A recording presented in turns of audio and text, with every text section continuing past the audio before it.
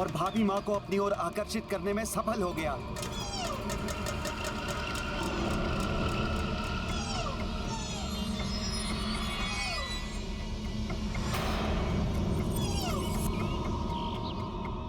इतना सुंदर स्वर्ण मृग।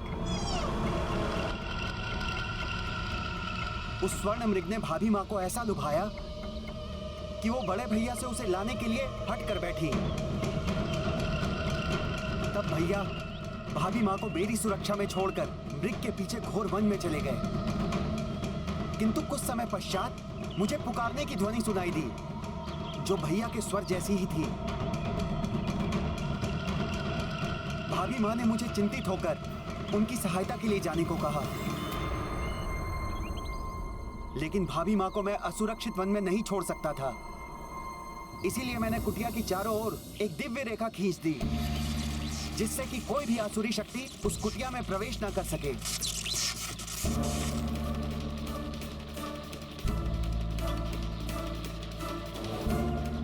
आज्ञा दे माता।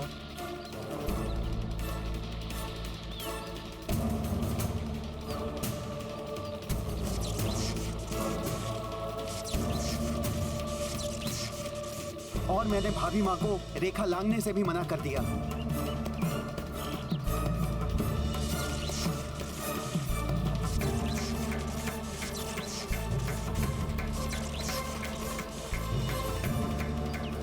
फिर क्या हुआ लक्ष्मण भैया? मेरे कुटिया से जाते ही योजना अनुसार रावण वहां पहुंच गया। उसने कुटिया में प्रवेश करना चाहा तो मेरी खींची हुई दिव्य रेखा ने उसे रोक दिया।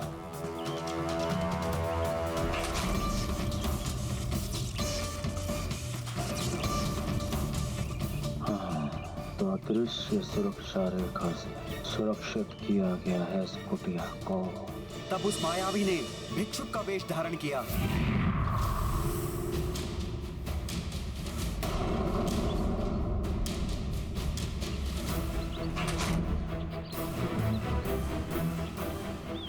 और भिक्षा मांगने का ढोंग करने लगा। उसने छल से भाभी माँ को दिव्य रेखा लांघने पर विवश कर दिया। जैसे ही भाभी माँ ने रेखा लांघी,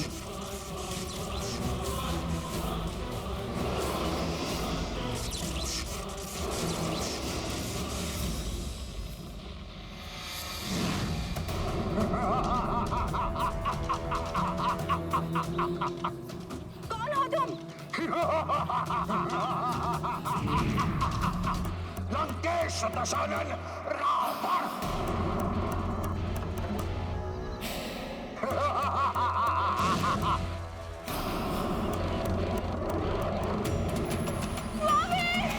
मेरी रक्षा कीजिए नाथ। प्रभु मेरी रक्षा कीजिए, रक्षा कीजिए। और भाभी माँ को अपहरित करके अपने पुष्पक विमान से ले गया। मेरी रक्षा कीजिए नाथ। प्रभु मेरी रक्षा कीजिए, रक्षा कीजिए।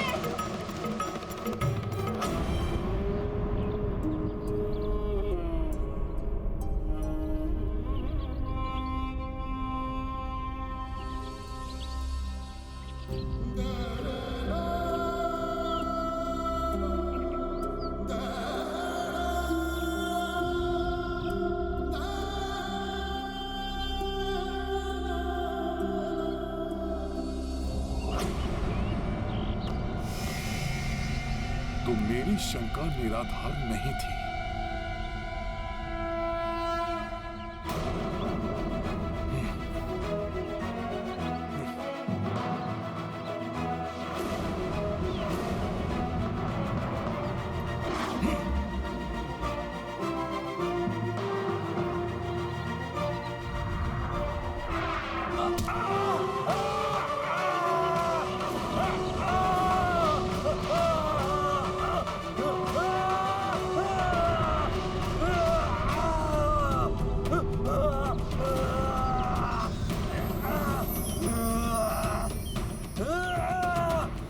हनुमान, वो किष्किंधा के मायावी गुप्तचर हैं।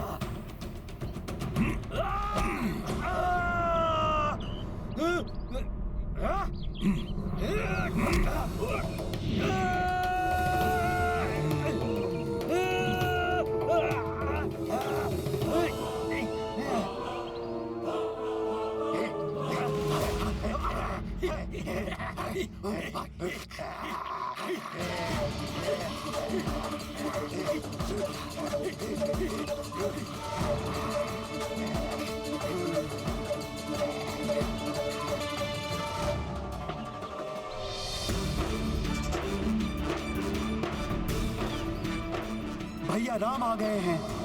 अब किसी और की आवश्यकता नहीं।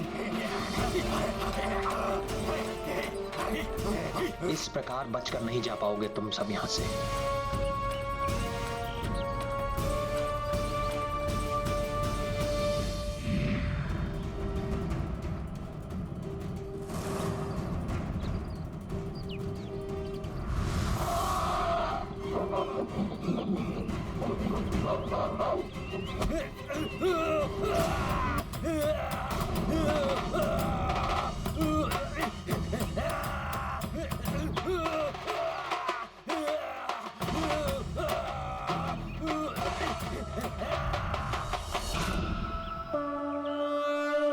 राम की लीला बजरंग भक्ति हो गई एकजुट भई एक शक्ति। दुष्टों का मिलकर संहार करते दो तारणहार।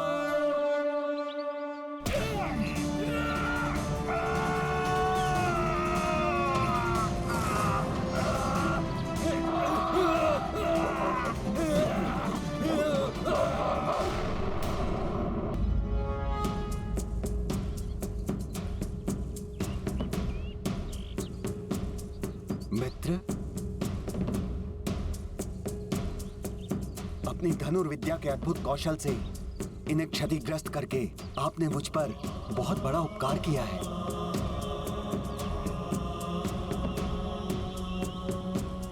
अन्यथा ये वाली भैया तक मिथ्या सूचना पहुंचाते कि मैंने उनका वध करने के लिए किसी योद्धा को नियुक्त किया है, या आपसे मित्रता कर उनको परास्त करने का उपाय कर रहा हूं। मित्रता? हाँ भ्राता सुग्रीव, ये तो अति उत्तम विचार है। क्षमा कीजिएगा, छोटा मुंह और बड़ी बात कहने का साहस कर रहा हूं। अपने राजपाट और जीवन संगिनी के सानिध्य से वंचित आप दोनों एक ही पीड़ा से ग्रस्त हैं। यदि आप दोनों में मित्रता हो जाए तो आप दोनों एक दूसरे की सहायता कर सकते हैं। एक दूसरे की सहायता? सावधान मित्र हनुमान, यदि ये सूचना वाली भैया तक पहुंच गई फिर तो संभवतः वो मेरे अंत का प्रबंध कर देंगे। शाल के विशालकाय वृक्षों को मुग्धर बनाकर अपना व्यायाम करने वाले, अपने मुष्टि के प्रहार से पर्वतों को धूल में परिवर्तित करने वाले, दुंदुभी जैसे राक्षस का वध करके उसे कई योजन दूर फेंकने की शक्ति रखने वाले,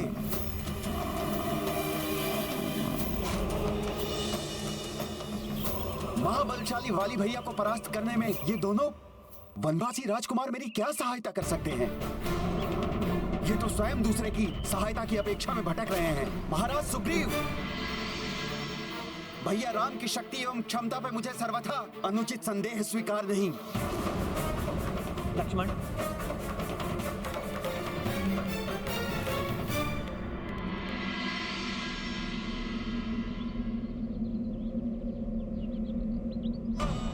क्षमा करें आर्य। भ्राता सुग्रीव आप दोनों के बल और पराक्रम से पूर्णतः परिचित नहीं हैं।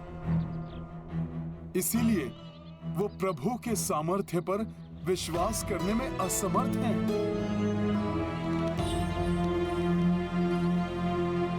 भ्राता सुग्रीव, प्रभु श्री राम कोई साधारण योद्धा नहीं है।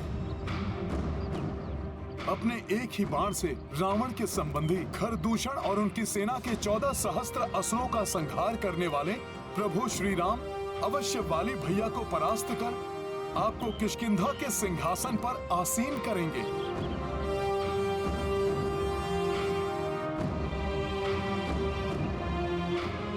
उसके पश्चात आप सीता माता को ढूंढने में उनकी सहायता कीजिएगा। हनुमान, श्री राम अवश्य ही प्रवीण योद्धा हैं, किंतु दशानन रावण को सहजता से हराने वाले वाली भैया का वध करना तो दूर, उन्हें युद्ध में पराजित करना भी इनके लिए असंभव है।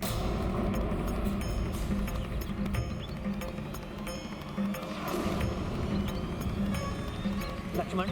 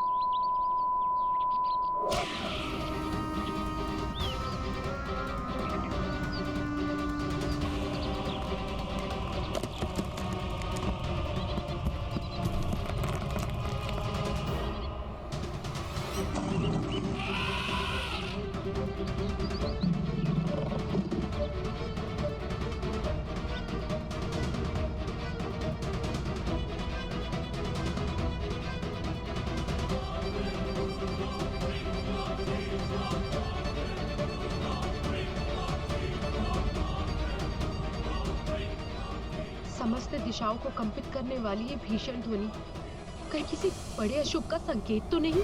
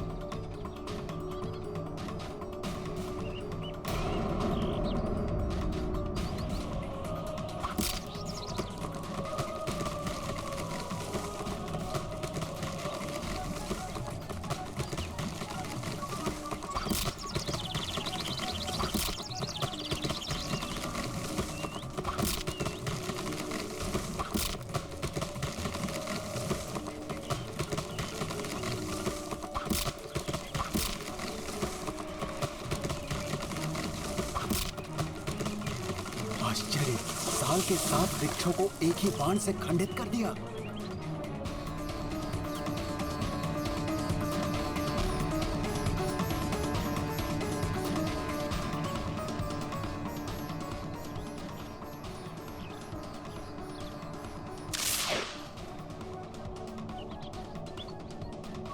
उसी एक बाण से दुंदुभी के विशाल काय अस्थि पंजर को अनेकों योजन दूर फेंक उस पर्वत को कण कण में खंडित कर दिया।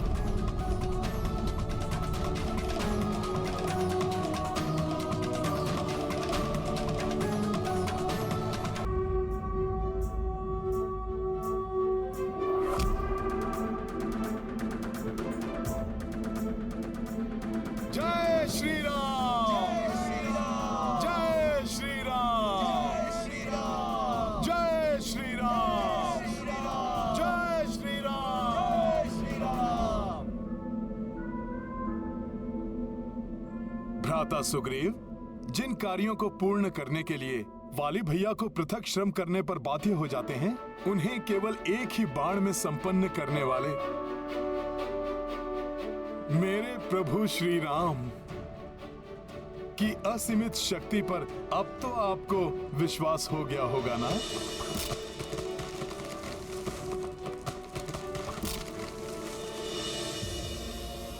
विलक्षण पराक्रम के इस दृश्य को देखने के बाद अब मेरे हृदय में कोई संदेह नहीं है।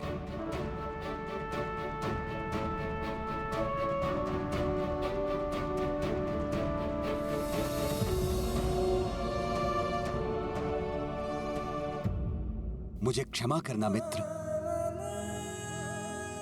वाली भैया के भय ने मुझे भीरू बना दिया था, इसलिए मैं आपके युद्ध कौशल और आपकी क्षमताओं को नहीं पहचान सका। मित्र, आप वाली भैया तो क्या, उनके जनक देवराज इंद्र को भी परास्त करने में पूर्णतः सक्षम हैं। तो शुभ कार्य में विलंब कैसा? प्रभु श्री राम से मित्रता स्थापित करके उनकी कृपा के पात्र बनिए।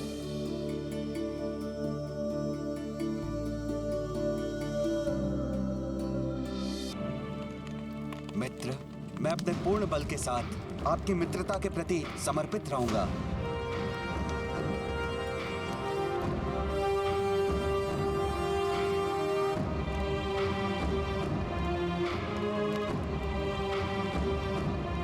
मैं भी सदैव मित्रतापूर्ण व्यवहार करूंगा और आपके हर संकट में आपकी सहायता करूंगा।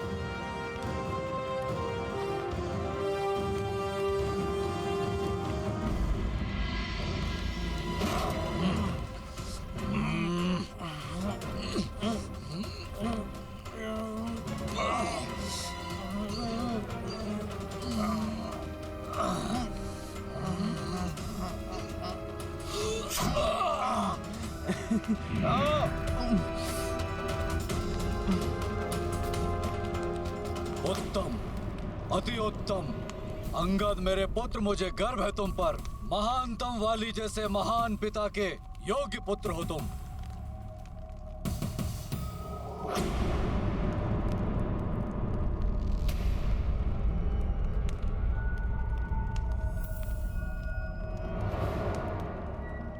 देवी, इन दिनों आपका मुख सदैव किसी चिंता और भय से ग्रस्त रहता है।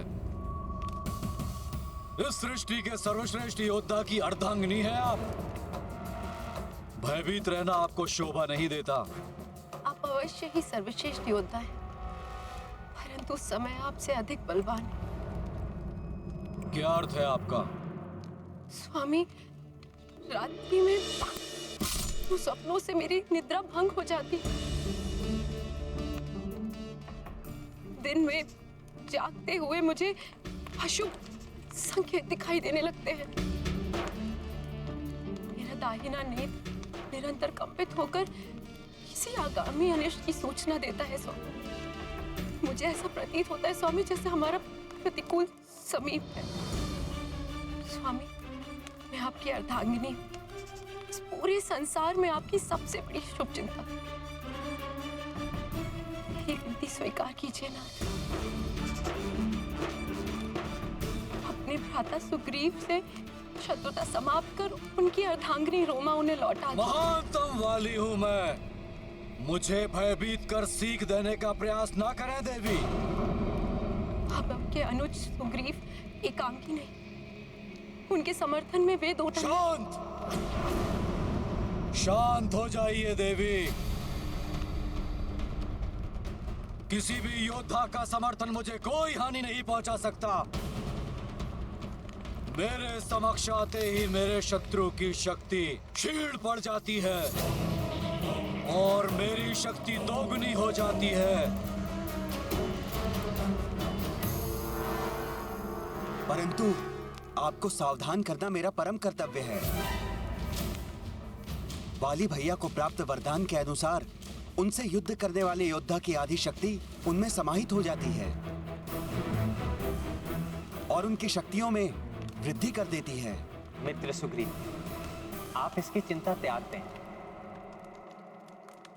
क्योंकि वाली से युद्ध मैं नहीं, आप ही करेंगे।